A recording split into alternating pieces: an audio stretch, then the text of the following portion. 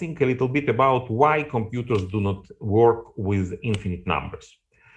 First of all, arithmetics developed for infinite numbers are quite different with respect to the finite arithmetic we are used to deal with. There is the presence of undeterminate forms. Infinite numbers often are represented a little as bit about infinite why sequences of computers finite do not numbers. work with Technical infinite problems. numbers.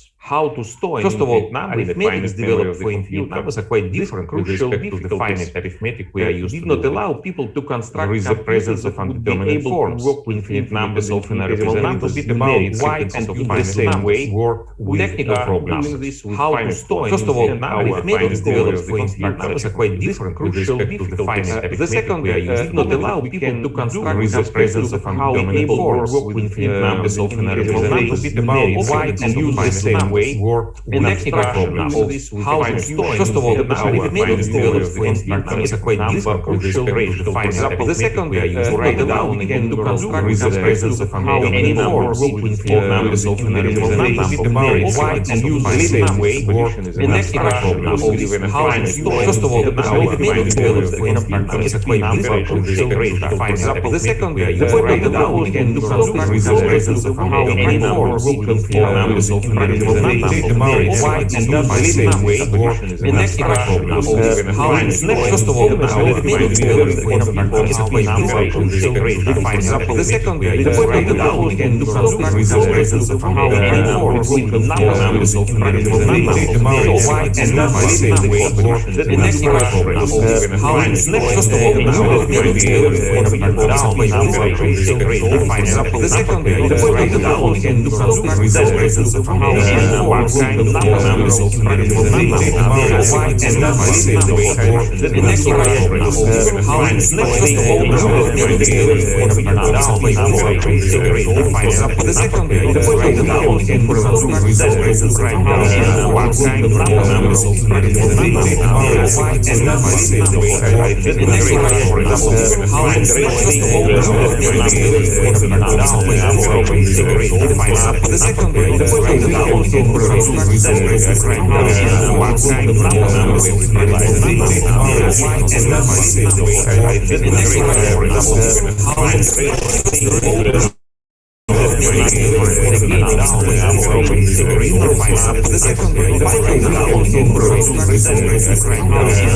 Infinite numbers often are represented as numeric sequences of finite numbers.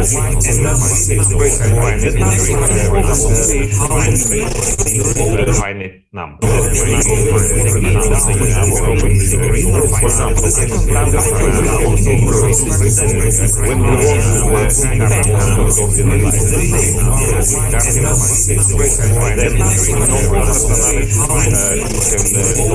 Generic. So our second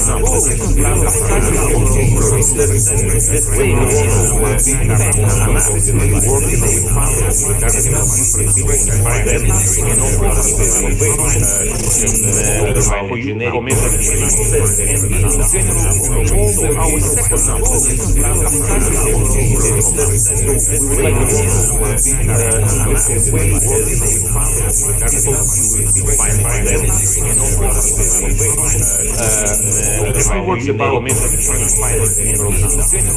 they can express different sets of numbers and we have for executing arithmetic operations. For example, even the powerful works about not able to express by a finite number, they can express irrational numbers, for example, finite sets of numbers.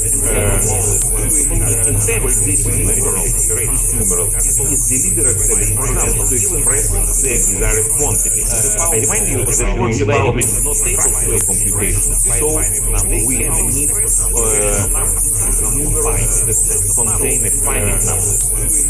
So if people would like to work in the position of numerals with a rational number, a desired quantity, I remind you that there is a numeral system that autoka, there's a positional part. For example, Roman numeral system is not able to express zero and negative numbers. So if people, and such an expression, for example, like position 3 minus 5, is an indeterminate form in the numeral system. I remind you, so Romans were able to say a word about zero and negative numbers and to create mathematical knowledge is not including this concept and these numeral numbers. So numeral system limit our possibilities not only to compute but also to produce theoretical knowledge. So Romans were able to say that if we substitute Roman numerals with a positional numeral system where there is zero, where there are negative numbers, then this philosophical problem that exists in the Roman numeral system, what is the result? 3 minus 5. So Romans were able to say that the result is an expressible numeral Roman numeral. It disappears,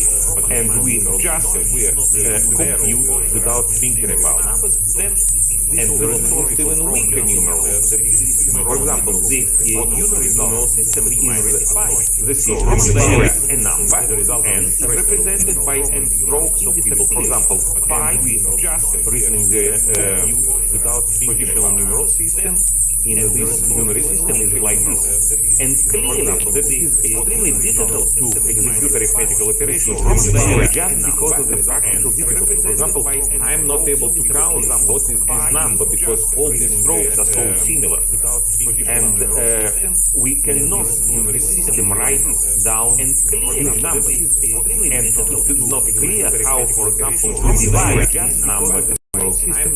Probably people using this number because all this system of writing down numbers even did not know about division. We did not know. And strangely enough, there exists even weaker numerals. Nowadays in Amazonia, there is a tribe figure.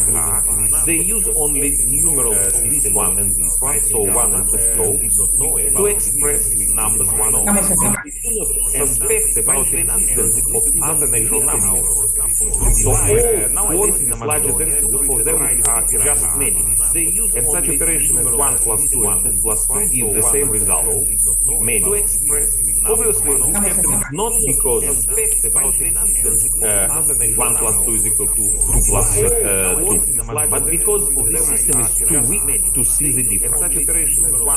And pay attention that the result many is not wrong.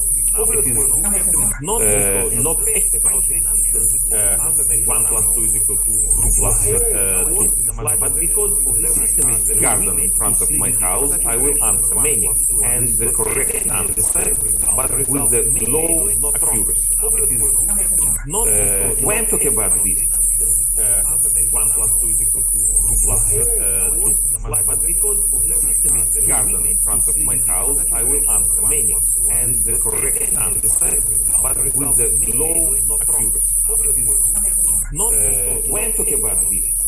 1 plus 2 is equal to 2 plus 2. But because the system is garden in front of my house, but traditional views on infinity. In fact, if we substitute low accuracy. Not when talking about this. On the other hand, we know that if many is a traditional numeral on infinity 5, then we are able to avoid this strange kind of record. So probably by introducing more numerals that can be used to express different infinite numbers, we can avoid this kind of situation. And it is interesting that close to Piraha in Amazonia there is another tribe, Minduruku, so probably that is able to distinguish numbers up to 5, and they have too many, some not many, and many really many. And this again is very close to the arithmetic of cardinals of Cantor. So you see, if you substitute some not many by Aleph 0 and many really many by Aleph 0, then you have the same result. And I remind you that we have the Cantor set theory in the foundations of the modern mathematics. So this advises us that introduction of more different infinite numbers would allow us to avoid this kind of records and to make our results more precise. So it is clear that methodology of working here that we are going to start to discuss is different with respect to the traditional methodology applied for working with finite numbers. So we would like to introduce this methodological postulate. So we postulate existence of infinite and infinitesimal quantities, but also we accept that so human beings and machines are able to execute only a finite number of operations. So we postulate existence of a priori. We accept that we shall never be able to give a complete description on infinite process and sets due to our finite capabilities. And this means also that we accept that we are able to write down only a finite number of symbols. Now, the second methodological postulate comes to us from physics.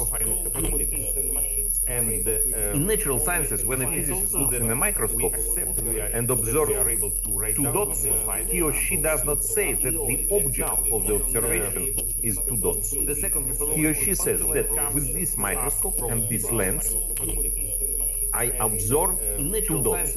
So talk about what they observe and he or she does not say about the object, because they perfectly understand that there is exists object, instrument of the observation, and the researcher. And we are not able to touch directly the object. We need an instrument.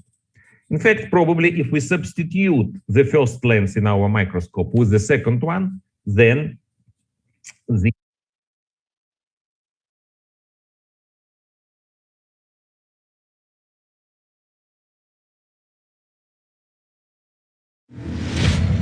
Mi sueño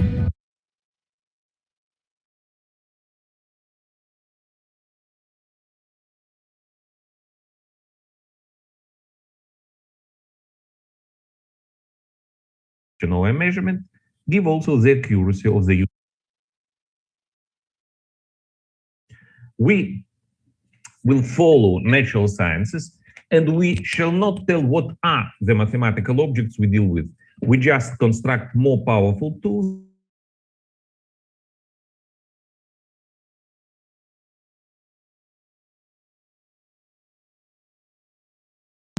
with the tools used to study objects. And we accept that different tools will give us results of observations with different accuracies. So what are our tools? What mathematicians use like tools? Mathematical languages and numeral systems, among other tools. So we will concentrate, in fact, on numeral systems, systems allowing us to express numbers. So we have already seen that these records, many plus one equal to many, is the result of the poor numeral system. So we should, in some way, to be able to register that if we add one to an infinite quantity, we should have more than the previous infinite quantity. Obviously, we cannot other numerals to work with them. By the way, Euclid in his common notion 5 has formulated like the part is less than the whole, and we will use this principle in all our counting, and we adopt it for working with all numbers, finite, infinite, and infinitesimal, and with all certain processes, finite and infinite. Now, I would like to say that in mathematics, numbers are introduced in logic like the result of the operation of 1 plus 1 plus 1 plus 1. However, when people count, they count in more complex ways. They not only add unities, They also often use different units of measure. They subtract from a given quantity, or they divide a given quantity in its parts. And now I would like to show you a way of counting that exists on the Earth for thousands of years, but strangely enough, it has not. And I will try to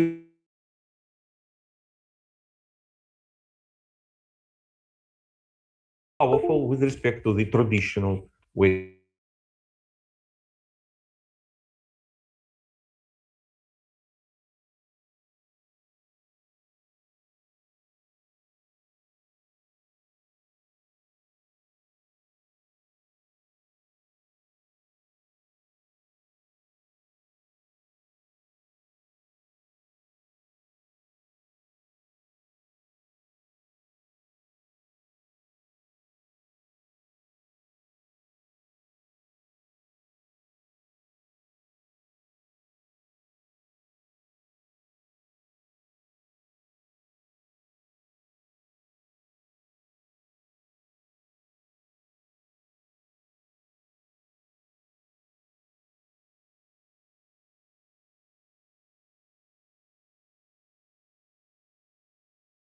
Its accuracy is very low. So in order to overcome this difficulty, people take sacks, fill them in with seeds, and count the number of sacks. Obviously, we suppose that all sacks, in this example, all sacks have the same measure, and all seeds have the same measure, and each sack can contain the same number of seeds. Unknown for us, because we are not able to count even how many seeds there are in a sack. If the granary is huge and it becomes difficult to count the sacks, then trucks or even big train wagons are used. So again, we do not know how many sacks there will be in one truck, but we know that each truck contains the same number of sacks. And we do not know how many trucks will be in one train wagon, but we know that each train wagon contains the same number of trucks. So at the end of counting, we obtain a result in the following form. The granary contains 17 train wagons, 12 trucks, 15 sacks, and 54 seeds of grain. Look, this answer has the accuracy of one seed, because now we can, for example, add one seed, and we will see that we have not 54 seeds, but 55. If we subtract one truck, we will see that we have not 12 trucks, but 11 trucks. So we have obtained the result with the accuracy of one seed of grain. Let us discuss this example a little bit more. So in this example, it was necessary to count large quantities, even though they were finite, but people were not able to count them using elementary units of measure, seeds. And so they have introduced new units of measure and behave with them as this new unit of measure were infinite. So these new units of measure are sacks, trucks, train wagons, and it is possible to continue.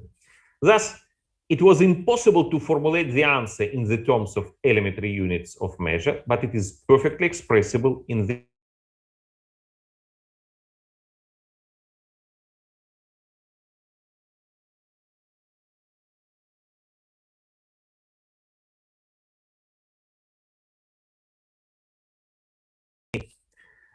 sacks there are in a truck, how many trucks there are in a train wagon.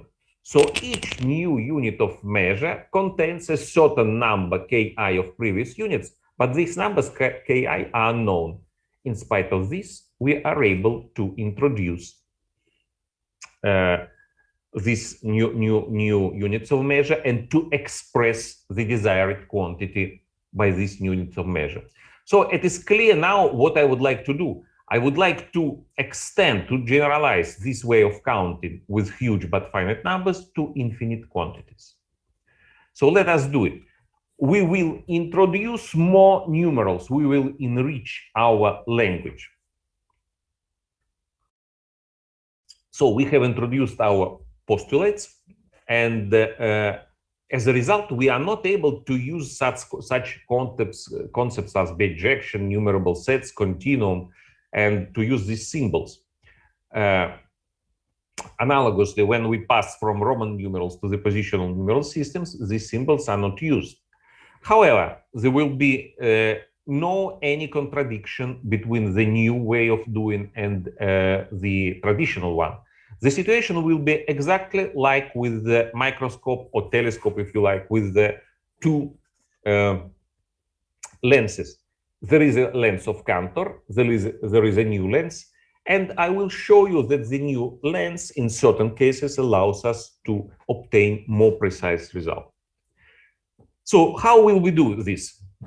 You know that there exist axioms for real numbers, and we will add a new axiom of the infinite unit.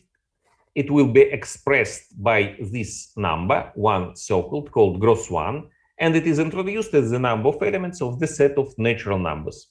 And it is defined through its properties. So this is exactly the same way how we move from natural numbers 1, 2, 3, 4, 5, and so on, to integer numbers, where there are naturals and also 0 and -1, -2, -3, and so on. So how people do this? They take axioms for natural numbers and they say there exists an object called 0 and expressed by this symbol. Operations with this symbol are like this and like that. And then we obtain a nice and powerful arithmetic with integer numbers. Here we'll do the same. We introduce this symbol and we'll show how to work with it. So first, property is very simple.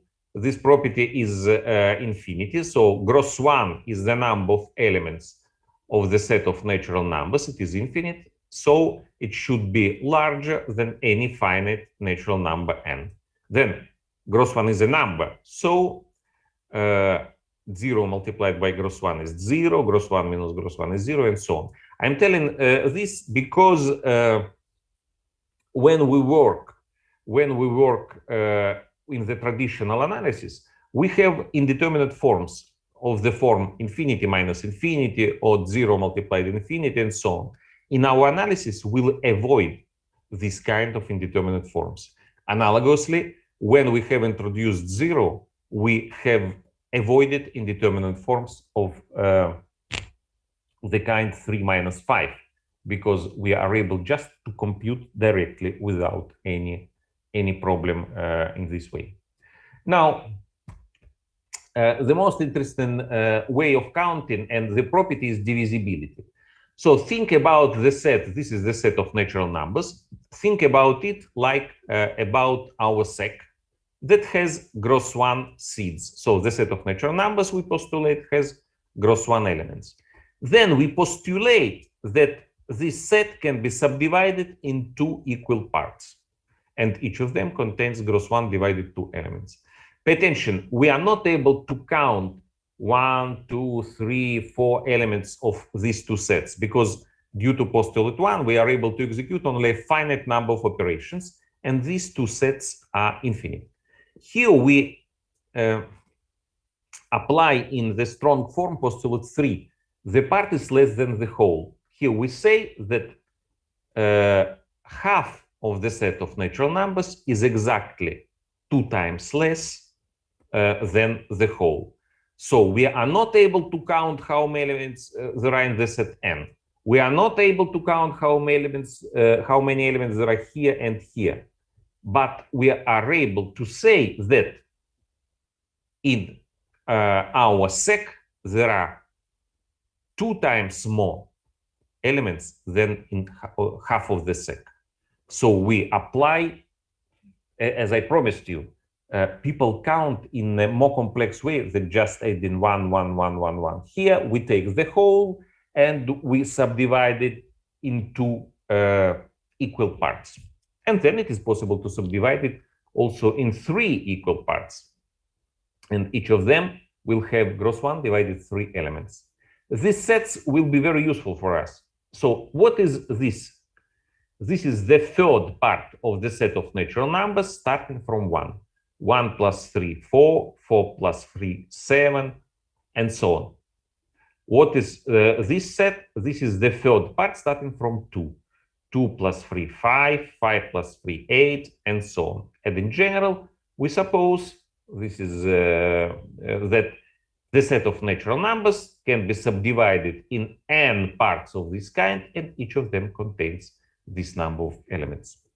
We can immediately start. By the way, so I have shown you how to compute. These ways of computing have been studied by professional logicians, showing that it is not contradictory. And also it is possible to see who is involved in non-standard analysis stuff, why what I'm saying is not non-standard analysis in this paper.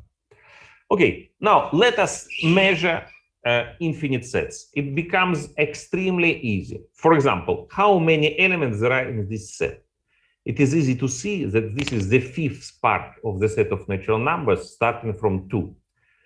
2 plus 5, 7, 7 plus 5, 12, and so on. So it has this number of elements, gross 1 divided 5. How many elements we have in this set? Also easy. This is the 10th part of the set of natural numbers, starting from 3.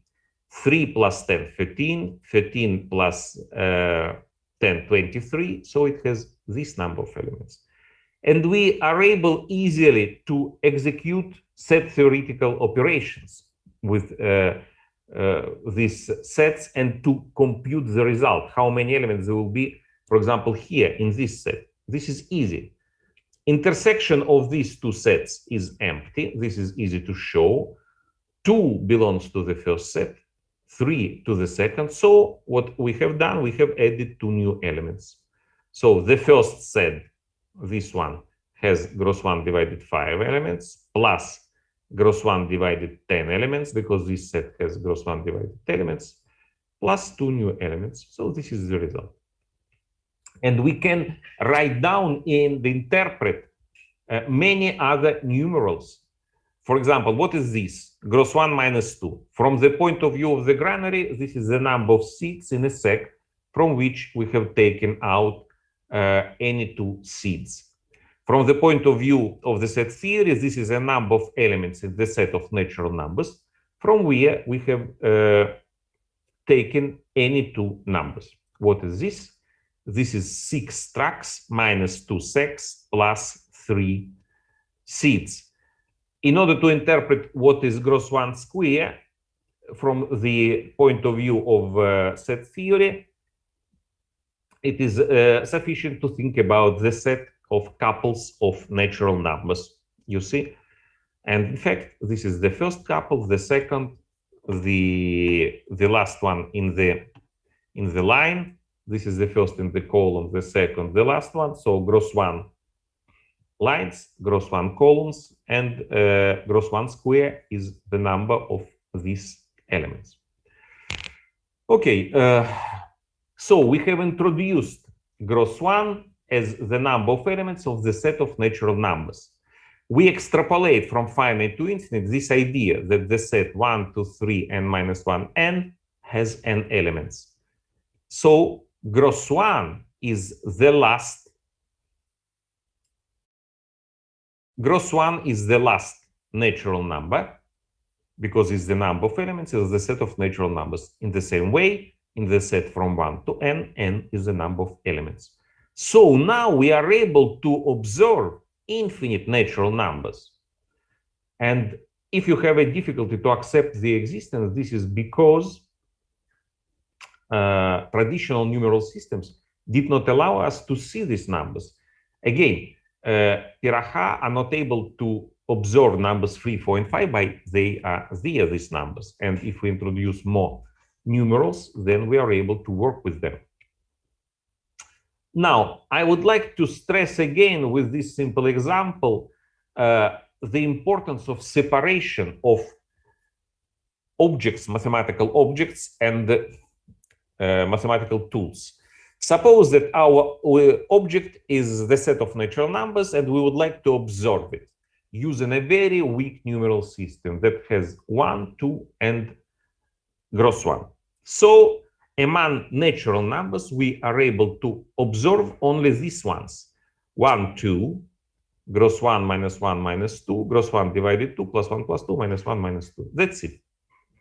And now Dots have a very clear meaning. They represent numbers that are not expressible in this weak numeral system. Now, what will happen if we will execute the operation 1 plus 2? What will be the result? Piraha would say many, but we know that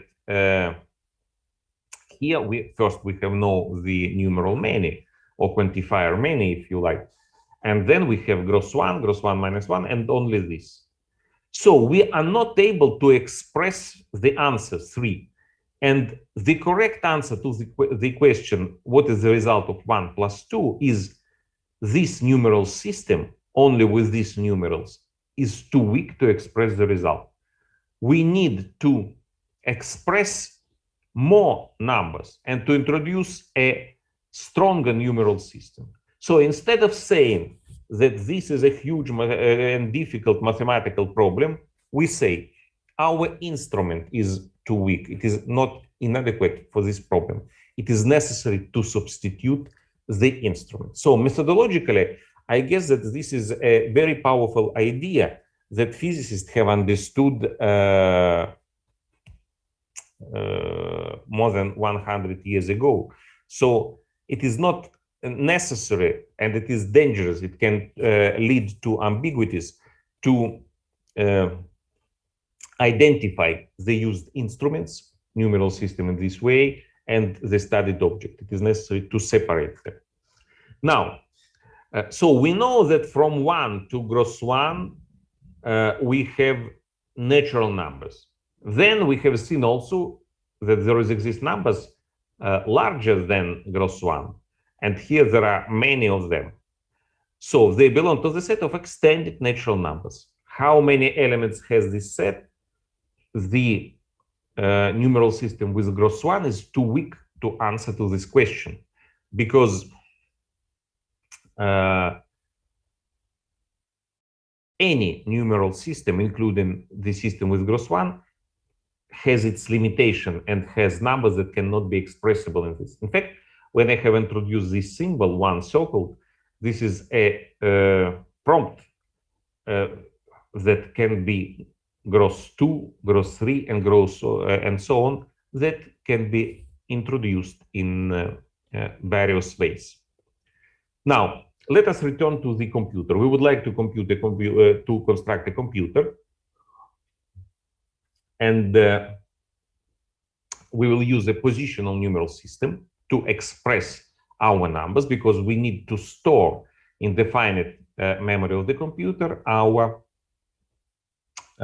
infinite and infinitesimal numbers. So this is our record, our number, and as in any positional system, it is the sum of different powers of the base, in this case, gross 1. So C are called gross digits, and they represent how many, which part of each of the powers of gross 1 will be included in our number. So gross digits can be positive or negative, and they express finite quantities. Then there are gross powers that are ordered, and also they can themselves be of this kind. Now, in order to understand what is this, let us suppose to consider the first simple situation. We have no positive gross powers and we have no negative gross powers, so all this record is reduced just to this. I remind you that gross 1 powered 0 is 1, so everything is reduced to this. And so we have here just C. And C, I remind you, all C are finite. So the finite numbers are just simple examples, particular cases of this record. If we have here finite or infinite positive gross powers, then in our number there can be different parts, infinite parts. If in our number there are negative finite or infinite gross powers, then there can be different infinitesimal parts.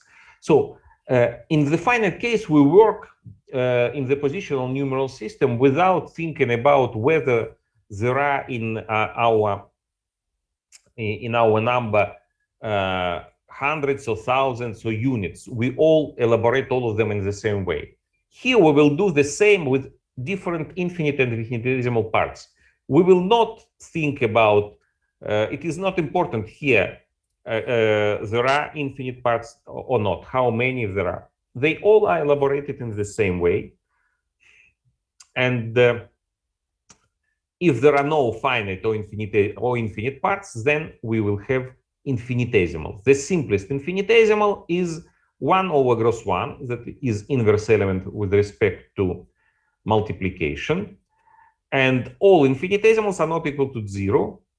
For example, this number is positive because it is the result of the division of one number, positive number, by another positive number. And infinitesimals also can be interpreted from the point of view of granary, because what is the gross 1? It is a sec viewed from the point of view of single seed of grain. And what is 1 over gross 1? Seed viewed from the point of view of the sec. Now, in order to show you how to execute operations, I will show you this toy application. This is an infinity calculator that allows us to operate numerically, so with floating point numbers, with different infinite and infinitesimal numbers. Behind it, there is the infinity computer. So this is only simple operation. I will show you how to compute. Let us start. The first example will be simple. So this is an infinite number because it has this positive finite gross power, and it is necessary to take 14.8 parts of these kinds. We would like to sum up it with another positive number that also will be infinite.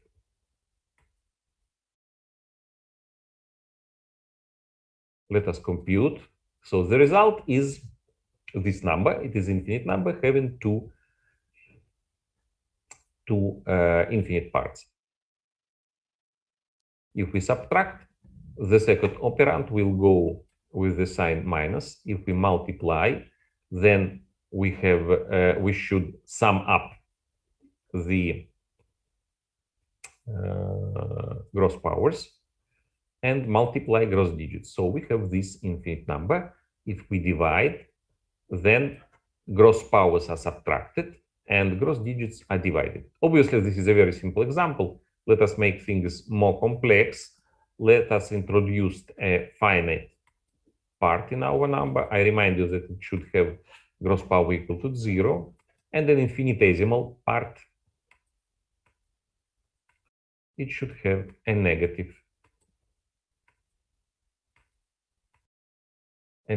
part. So in this number, we have one positive part, one infinite part, one finite part, and one infinitesimal. If we sum up, then we obtain the result having two infinite parts, one finite and one infinitesimal. If we multiply, all gross powers are summed up and all gross digits are multiplied. So this result is an infinite number having three infinite parts. And if we divide, then we have as a result a number having one infinite part and two infinitesimal parts. So we have a computer and we can use it to solve problems. I will show you just one problem. So suppose that we have a function g of x represented by a computing procedure f of x, and we would like to compute its derivative, but we have no, unfortunately, the computer program to allowing us to compute this derivative. So people use this approximation formula. If we are in mathematical analysis, then taking limits of all these expressions, if f is differentiable, then they will give us the first derivative. But on a computer, this is not the case, because when h becomes very small, then in the numerators, we have the same numbers because the number of digits in mantissa in the computer is limited, and we will arrive to the situation where it is not possible to compute. There are errors. I just illustrate this by using this function, and we would like, it is represented by a computer procedure, f, and we would like to estimate using this formula its derivative in the point 3. So here we have forward and backward differences, here central difference. On the horizontal line we have h, and here on the vertical axis we have error. So when h becomes smaller and smaller, then error initially diminishes, but then when this situation with mantissa occurs, what happens? It happens that the error goes to the sky in all these cases. So it is a problem that on traditional computers it is not possible to avoid. What if we go to on the infinity computer? On the infinity computer, the situation is different because we can avoid using this dangerous formula. Suppose again that we have this function, it is represented by procedure f of y, and we would like to compute not only the first derivative, but also the second and the third derivative at the same point. In addition, we suppose that we do not know the formula. It is a black box for us. So instead of using those formula, we just evaluate f at the point 3 plus this infinitesimal value. What the computer will do, it will take this number and will assign it to x, and will execute this operation. But for us, it is a black box. We are not able to see this. So what we are able to see, we are able to see only the result. The result is a number having one finite part and several infinitesimals. Now, look what happens. It is possible to prove that if we take 2, then it will be the exact value of the function at point 3. If you take minus 0.5, it will be the exact value of the first derivative. If you take 0.25, it will be the exact second derivative, multiplying it by 2. So, and this minus 0.1 gives us the exact third derivative. So, we are able on the infinity computer to obtain exact values of the derivative just by one evaluation of the function. So this is really, really amazing. Now, let us now say a few words. I am close to the end of the lecture about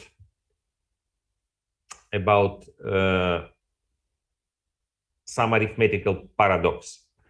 So suppose we are in the traditional viewpoint, traditional fashion. Suppose that we have x, we multiply both parts by 2, then we add 1 on the left and on the right. So what do we have here?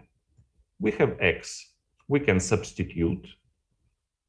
We obtain 2x plus 1 is equal to x, simplify, and obtain x equal to minus 1. But our x is this one. So you see, traditionally, we obtain this result, here there are no errors, that the sum of an infinite number of positive integer numbers is equal to minus 1. Of course, you can say that this is a series and it is possible to do, it is necessary to behave another way. However, this result is considered seriously and as a correct result, because we have done all the traditional steps we do when we work with the finite quantities. In the new fashion, new methodology, what can we say? First of all, this x is not well defined because we should say how many summands there are in our sum. If they are k, where k is infinite, then our x is defined in this way. When we multiply both parts by 2 and add 1 on the left, on the right, now we are able to observe that there exists this number. Since k is infinite, 2 power k is also infinite. And when we go to substitute, we obtain this result. So minus 1 that there was before is visible. But now here there is an infinite quantity that was invisible before. And when we choose different k, we obtain different results. If we choose k equal to gross 1, this is the result, infinite number. If k is different, then the result is different. Okay. So I would like now to talk a little bit about another paradox that is called Hilbert paradox.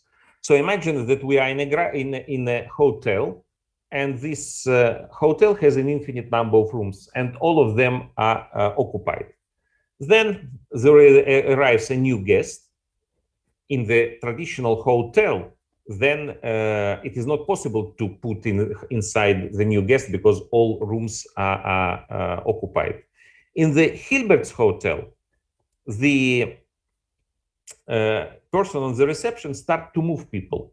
The person from the first room to the second, from the second to the third, and so on.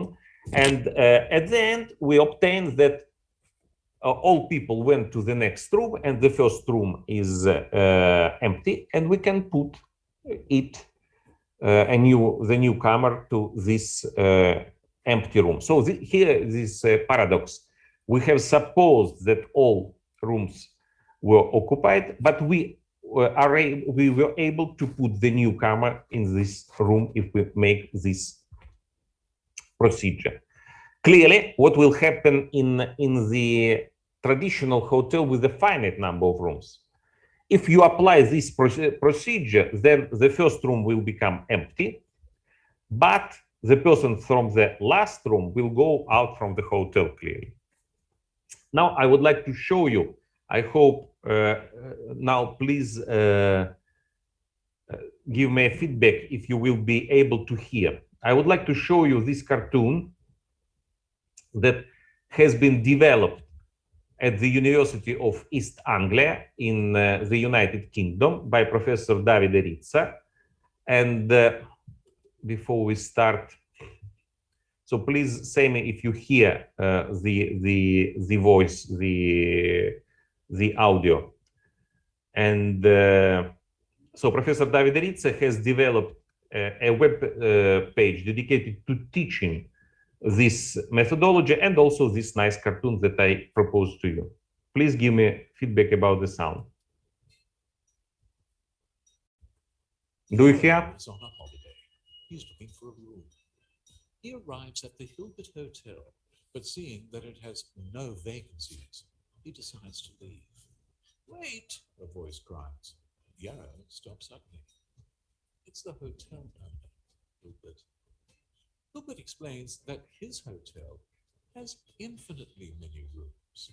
There are as many rooms as there are natural numbers. So even if the hotel has no vacancies, they simply shift the guests to the next room. Yarrow could therefore stay in room 1. Great news!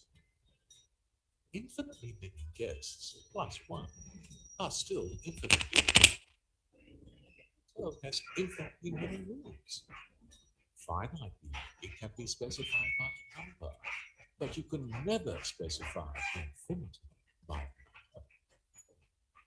Yarrow has his points. Since the hotel plan uses finite numbers, as if there is no last room with a finite number. Yarrow believes, since there is one particular infinite number of rooms, it should be possible to specify a last room. And certainly when the hotel was built, each room was given a number. Yarrow, growing skeptical, puts on his spectacles to take a better look. Peering down the corridor, he can just make out a distant room with a gross 1 symbol on the door. Look, he exclaims, and hands his spectacles to the hotel owner. The hotel owner squints through Yarrow's glasses, and sure enough, he spots the gross 1 room. By Jove, you're right. We're actually full, cried Hilbert. It turns out there is an infinitely distant room with gross 1 on it, the room where the furthest guest in the Hilbert Hotel stays. Unfortunately for Yarrow, the hotel is completely full with gross 1 guests tonight. Not to worry though. Turns out a hotel recently opened up nearby with gross 1+1 rooms. A nice little place called Zeno's. Hopefully Yarrow will make it there before nightfall. Okay, so this is the web page where you can observe this and other material. Now, since the time is finished, I would like just make a small observation regarding again physics of what we are doing. So in physics, the concept of discrete and continuous are relative. For example, is this pen discrete or continuous? It depends on the instrument we use to observe it. If we observe it by eye, it is continuous. If I look by a microscope, I see molecules, atoms, and so it is discrete. So the same object can be visible in different ways. In mathematics, this is not the case because functions, for example, are either discrete or continuous in the traditional mathematics. And what about the new one? So if is this function discrete or continuous? It depends on the unit of measure we have chosen. So we choose how to see our object. If all these distances